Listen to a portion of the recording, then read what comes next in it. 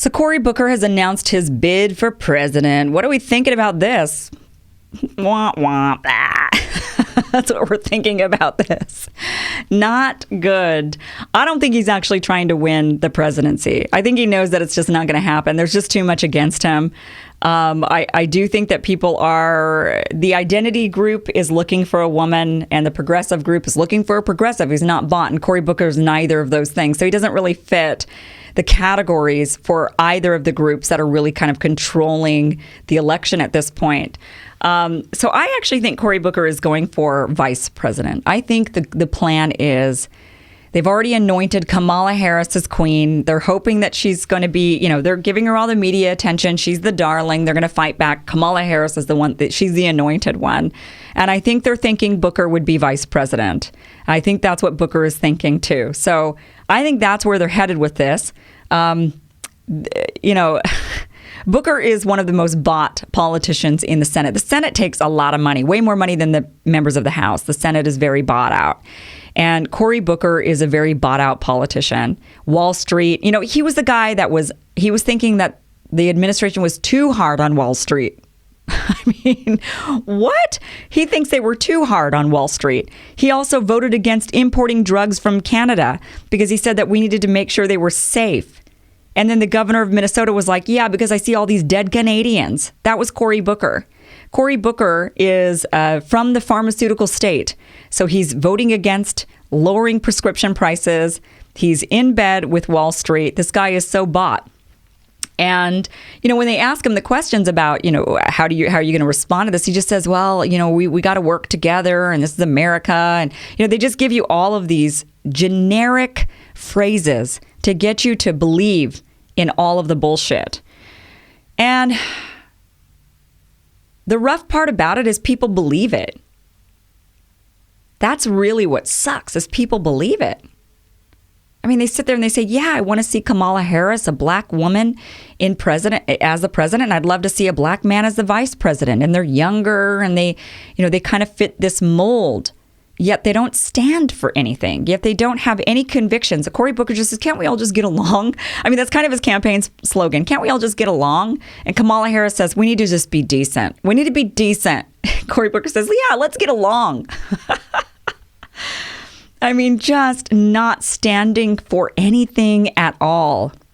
Now, every candidate out there right now is going to stand for Medicare for all. They have to, because it's what everybody in America wants. We all want good quality health care. We're paying taxes to the government. We're one of the wealthiest Western nations, if not the wealthiest. And we want our money that we're giving the government to go towards things that give back to us. That's pretty fair and simple. When I go to a store and I pay for something, I expect the goods.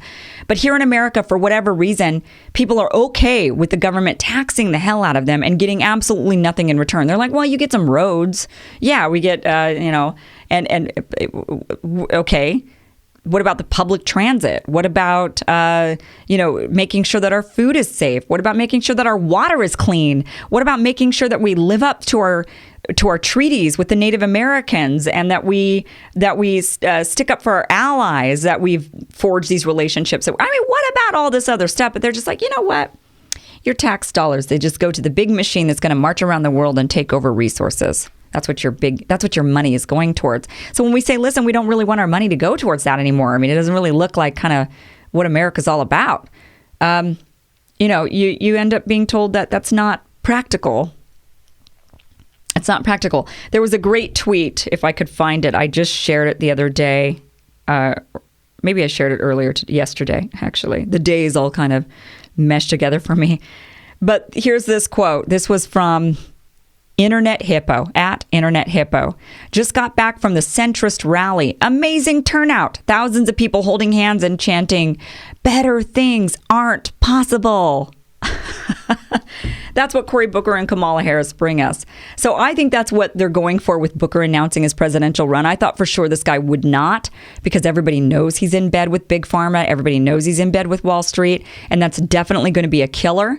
Kamala Harris, to prepare for a presidential run, actually had to come out and say a year ago, I am no longer taking corporate PAC money, which is a complete ruse. And I'll go over that in a different video. Oh, excuse me. I got too excited there. It's because people don't understand what that means. When they hear corporate PAC money, they think that it means they're not going to take money from big corporations, and it doesn't mean that at all. And they can still take a lot of money in their leadership PACs. And I'm going to go through a lot of that stuff as this show goes on in the future.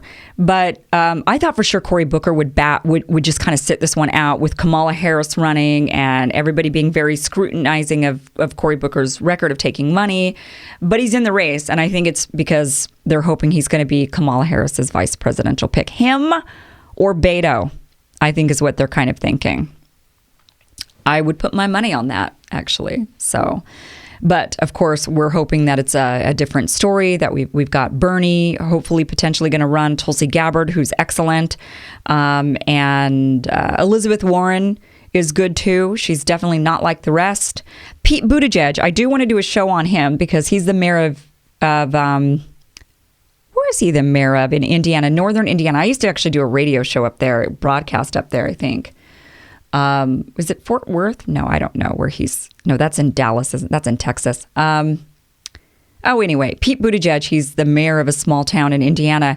And I actually think that guy might be a real progressive, but I need to look into him a little bit more. And I will do that. But his father just passed away less than a week ago. And so he kind of announced his presidential run, and then his father passed, and so he's kind of been out of the spotlight. But I think he's going to go full court press here in a little bit. But we'll talk about him as time goes on because I think he's a really great guy too. Okay. Coming up, Tulsi Gabbard has announced that she's running for president. And on the same day, now she already announced this on Van Jones's show, but today is her official announcement and her official campaign kickoff. And of course, the media is smearing her, saying that her campaign is in disarray. And then today, the day that she's officially announcing her candidacy, they come out saying that Russia is propping up her campaign. We're going to talk about that.